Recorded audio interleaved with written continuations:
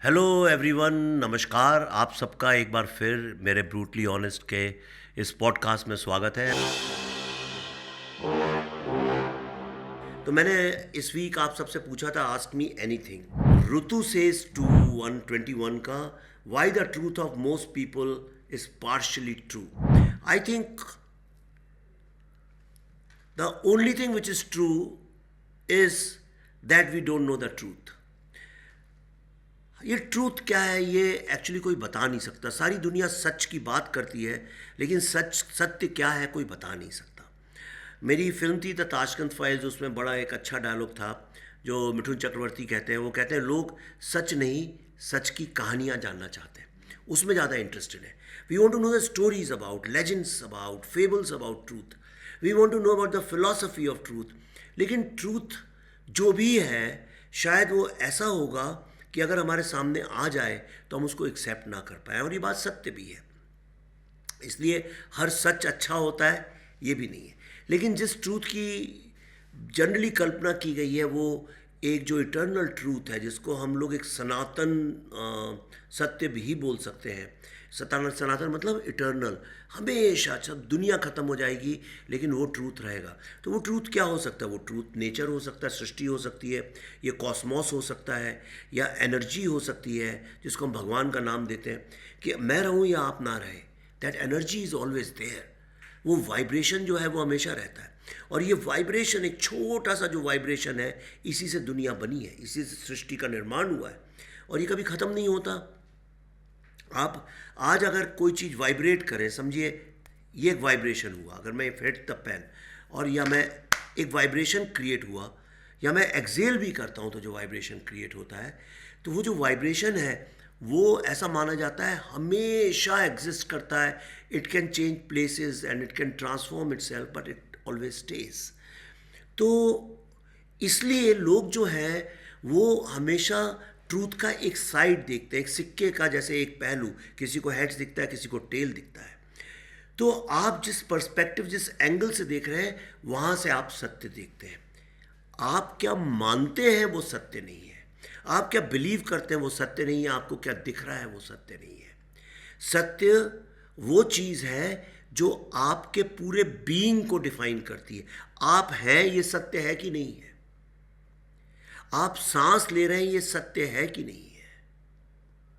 बस, तो इतना ही मेरे ख्याल से जो एग्जिस्टेंस है वही मटीरियलिस्टिक लेवल पे सत्य है।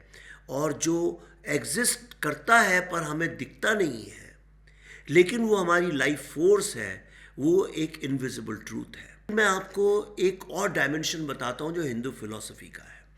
वो ये मानता है कि कोई भी व्यक्ति, अगर 8 बिलियन लोग लेते हैं तो इस दुनिया में 8 बिलियन लोग रहते हैं, तो 8 के 8 बिलियन, कोई भी व्यक्ति जो सत्य ढूंढ रहा है, वो जो मार्ग, वो जो राह, जो पाथ है सत्य को ढूंढने की, क्योंकि ऐसा माना गया है हमारे यहाँ कि हर व्यक्ति अंत में सत्य में विलीन होता है और सत्य की तरफ मूव कर रहा है और सत्य ढूंढ रहा है। तो हर वो व्यक्ति जो सत्य ढूंढ रहा है, that path which he is taking is true. The denial or negation of that path by anyone else is untrue. तो हम जिस रास्ते पे सत्य की तलाश में गुजर रहे हैं, जा रहे हैं, वही सबसे बड़ा सच है। और इसके आगे मैं, ना तो मैं उस सत्य को जानता हूँ, पर मैं उस सत्य की तलाश में हूँ। लेकिन जो मैं आपसे बोल रहा हूँ अभी, ये भी पूर्ण सत्य है ऐसा नहीं है, लेकिन इंसान ने अर्ध सत्य के साथ जीना सीख लिया है। अपना अर्ध सत्य दूसरे के अर्ध सत्य को निगेट करने के लिए, उस पर लादने के लिए ना हो, तो आपका अर्ध सत्य भी आपकी ज़िंदगी आराम से काट सकता है। That's all I have to tell you. Okay, next question है जिनिया, जिनिया सिखॉन। एक तो ये हैंडल बड़े विचित्र होते हैं। How do you guide actors to authentically portray real life characters? Okay Zinnia, दो चीज़ें होती हैं फिल्मों में या थिएटर में भी। आप एक कैरेक्टर लिखते हैं, वो कैरेक्टर एग्जिस्ट नहीं करता है, लेकिन किसी कैरेक्टर के आसपास तो होता ही है। जैसे कंजूस आदमी, गुस्से वाला आदमी, रोमांटिक आदमी, तो किसी ना किसी से तो आप जिसको ज़िंदगी में जानते हैं उससे कहीं ना कहीं कनेक्ट होता ही है। तो जब आप कास्टिंग करते हैं तो ये एक दो संभावनाएं बनती हैं। एक संभावना ये बनती है कि हो सकता है कि आप एक किसी स्टार को साइन करें, पर चूंकि स्टार की इमेज इतनी मजबूत होती है, इतनी स्ट्रांग होती है कि वो कैरेक्टर जो है वो स्टार जैसा बन जाए। जैसे फॉर एग्जांपल आप सलमान खान को लेते हैं, उनकी अपना पर्सोना, अपने मैनरिज्म, अपनी स्टाइल जो है, उनकी उनकी जो स्टारडम है वो इतनी स्ट्रांग है कि लोग उनकी स्टारडम देखने आते हैं, उनके थ्रू नया कैरेक्टर देखने नहीं आते हैं। तो इसलिए अगर आपने दिखाया एक गरीब किसान का बेटा है, अगर गलती से, ऐसा होगा नहीं, लेकिन अगर आपने दिखाया गरीब किसान का गांव में रहने वाला बेटा है और उसको सलमान खान को वो रोल अगर आप देते हैं फॉर सम रीज़न, तो आप देखिए वो किसान गरीब बेटा भी सलमान खान बन जाएगा।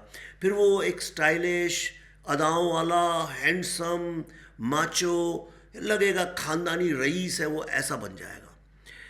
तो या तो आप राइटिंग में ऑल्टर करिए, दूसरा ये है कि जो जो एक्टर है वो कैरेक्टर बन जाए, जो भी आपने कैरेक्टर लिखा है वो बन जाए। जैसे मैं आपको एक एग्जांपल देता हूँ, एक फिल्म थी थ्री इडियट्स।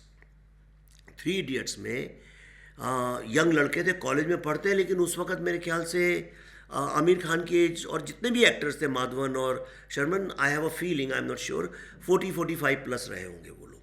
तो अगर वो इतनी उम्र में उनसे बोला कि कॉलेज गोइंग स्टूडेंट बनो, मतलब 23-24 साल, 21 से 23 साल की उम्र के स्टूडेंट बन जाओ, यानी हाफ एज या उससे भी कम, पर वो बने।